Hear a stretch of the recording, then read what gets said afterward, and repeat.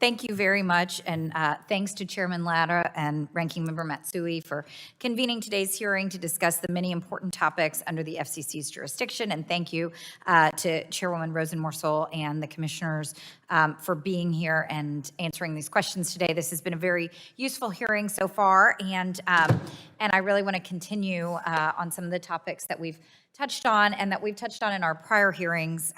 In the last committee hearing we had last week, I talked about the importance of reliable emergency communications for all of the diverse communities in my district. And I really want to continue that conversation with you all today because I think it's critically important. There are more than 140 languages spoken in my district and in the Houston area in Harris and Fort Bend counties. In one neighborhood in my district alone, the Gulfton neighborhood, there are more than 50 languages spoken.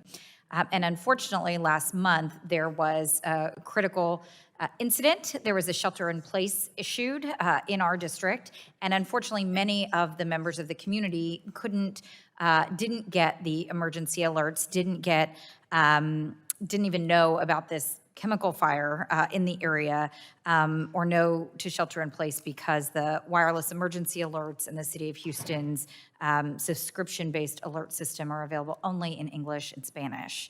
I know and was very pleased to see that the FCC has adopted a notice of proposed rulemaking in April and is engaged in that process to require wireless providers to translate alerts into the 13 most commonly spoken languages in the United States.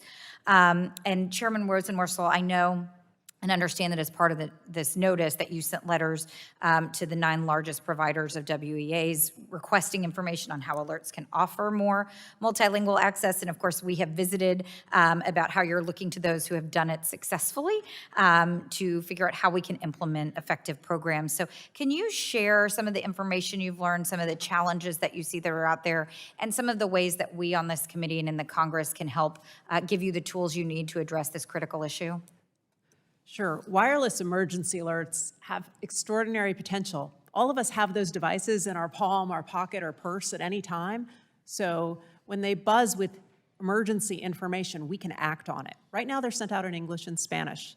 But as you mentioned, there are a lot of people who might not get the information they need because it's not in a language they understand. So we've done a few things. As you mentioned, I've written to the largest wireless providers and asked about this technology and what changes might need to be made. I reached out to the New York Attorney General, who's been working with us because the New York Emergency Management Department actually has some protocols to get it out in 13 languages. And then we started a rulemaking. So my hope is we're going to get a robust record and we're going to figure out how to move forward, make these available to more people in more languages. But over time, we might also need assistance from you because FEMA runs the integrated system that helps send out these messages. And I want to make sure we're all working and rowing in the same direction. Thank you. One of the issues that raises, you mentioned FEMA, and I know that one of the challenges that you noted in response to the letter we sent back in February is that there are more than 1,600 federal, state, local, tribal, and territorial governments that are responsible for these alerts as well in coordination with and at times working with FEMA, at times obviously working on their own, and that these generally are usually just in English and Spanish.